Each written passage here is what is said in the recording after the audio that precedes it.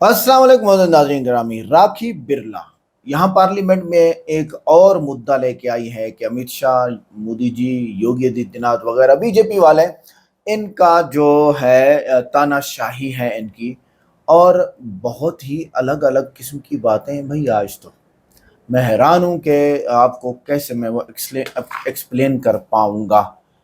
हम हकाइक पे बात करते हैं, जिस जिस वीडियो पे भी हम रिएक्ट करते हैं तो वो हकीकत वहाँ बयान हो रही होती है, उस पर बात करते हैं। लेकिन जो वीडियो के एंड पे हम बात करते हैं वो ऐसी बात होती है जिसमें दोनों नाराज ना हो, माशरे में अच्छा पैगाम जाना चाहिए, ऐसी बात भी हम करते हैं। ये वीडियो को देखें, वीडियो को लाइक करें, चैनल को सब्सक्राइब करें, वीडियो को व्हाट्सएप पे जरूर शेयर करें, कमेंट करके बताएं वीडियो कैसी लगी। माशरे में अच्छा बात करने की, अच्छा पैगाम भेजने की 20 पॉइंट भी वीडियो के आखिर में आपके सामने मैं लेके आया हूँ।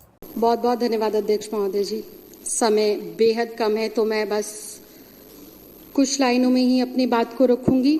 मुझसे पूर्व तमाम वक्ताओं ने बहुत गहराई से, बहुत सारे आंकड़ों के साथ, बहुत तर्क के साथ इस महत्वपूर्ण और बेहद ही संजीदा विषय पर अपनी बात रखी है। यूं तो पूरे देश के अंदर और पूरी दुनिया के अंदर इस कुकृत्य की चर्चा पिछले 1.5 साल से चल रही है कि किस प्रकार से देश के संविधान की आस्था पर और संवैधानिक संस्थाओं पर निरंतर चोट कर कर कुछ संकीर्ण मानसिकता के लोग, कुछ छोटी सोच के लोग बार बार इस बात का परिचय दे रहे हैं कि उनको सिर्फ और सिर्फ एक बात समझ आती है, एक शब्द समझ आता है, वो है तानाशाही।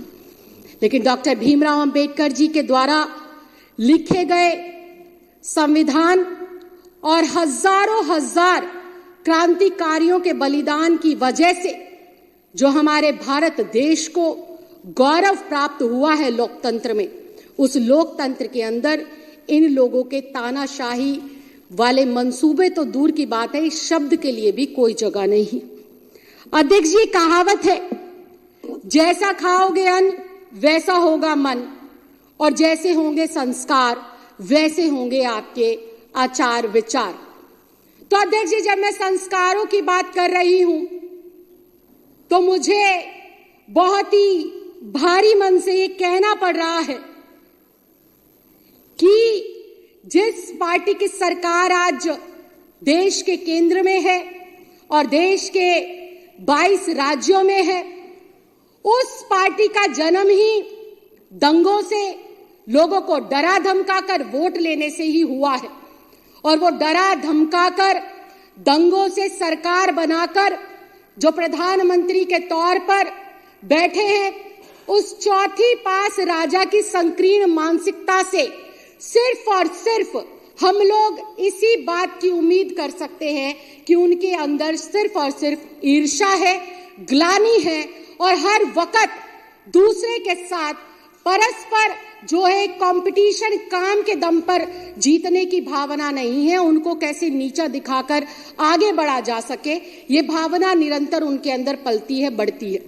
जब कोई पार्टी दंगों के दम पर, वोटों की चोरी कर कर, वोटों की खरीद फरोख्त कर कर, सरकारों को रातों रात तोड़कर, विधायकों को डरा धमकाकर अस्तित्व में आती है, तो उनका गृह मंत्री तड़ी पार होगा, ये बिल्कुल साफ है और नामजद है।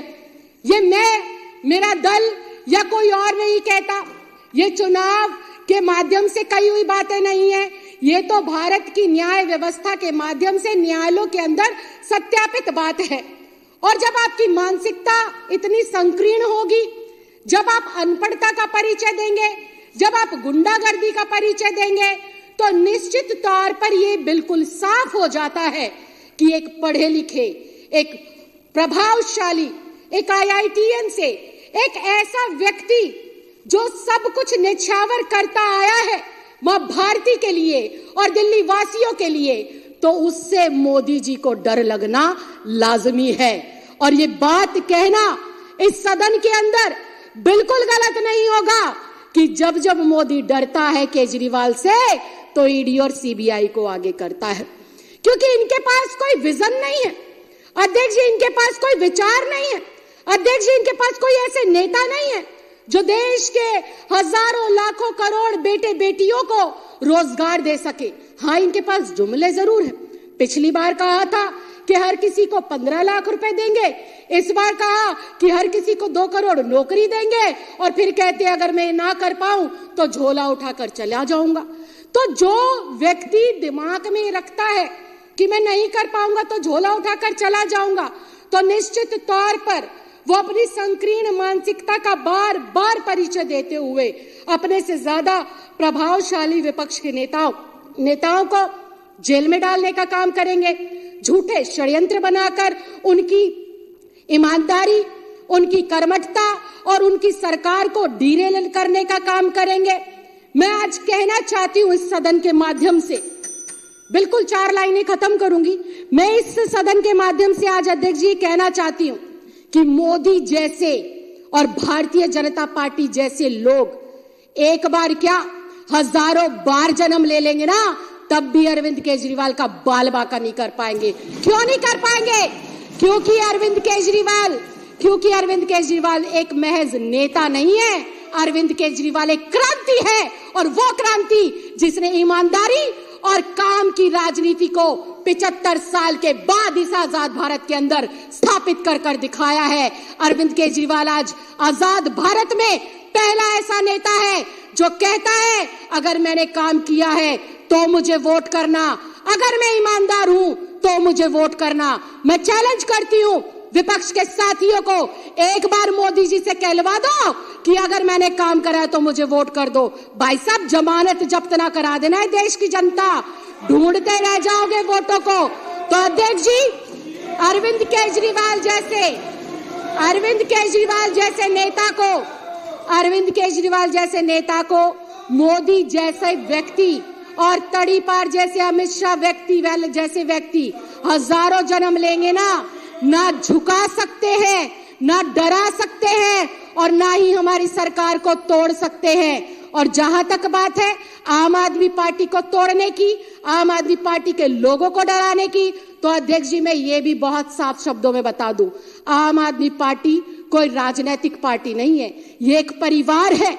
और इस परिवार में ना सिर्फ विधायक, ना सिर्फ मंत्री, ना सिर्फ सांसद है, बल्कि इस परिवार के अंदर दिल्ली के 2 करोड़ सदस्य हैं जो अपने बेटे के ऊपर, अपने भाई के ऊपर और अपने परिवार के ऊपर मजबूती से विश्वास कर खड़े हैं।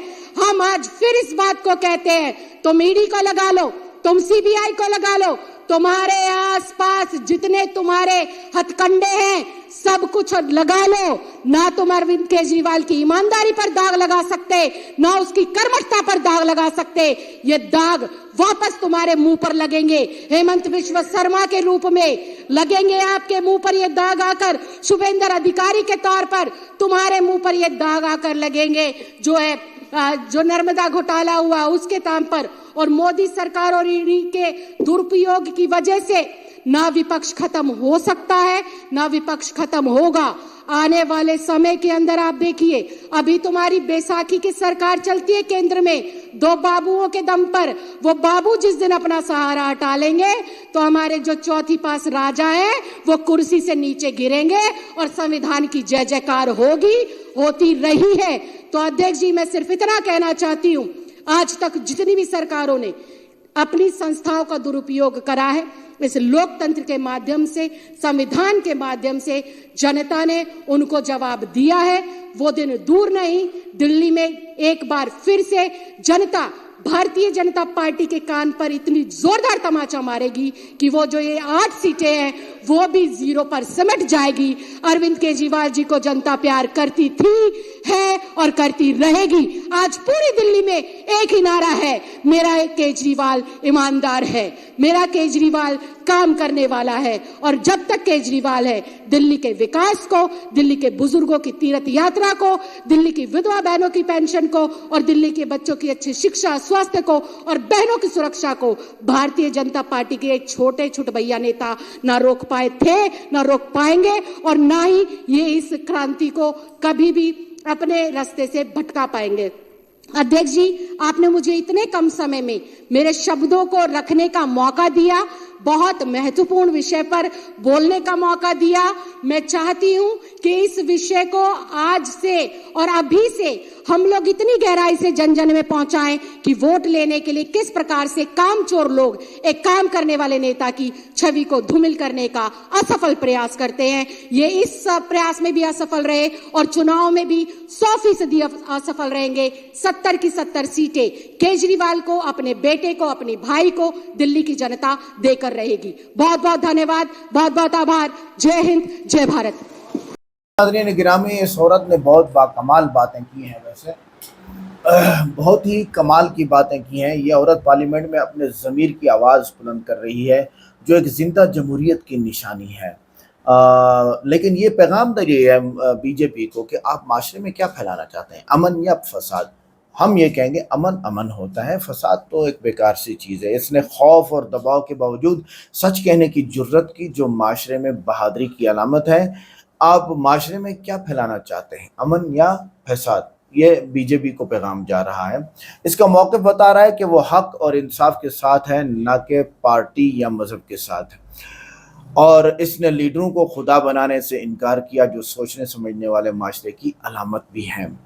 और वो उन लोगों की नुमाइंदगी कर रही थी, ये औरत, जो गुर्बत है, बेरोज़गारी है, महंगाई है, और जो इससे तंग लोग हैं, उनकी नुमाइंदगी हो रही थी।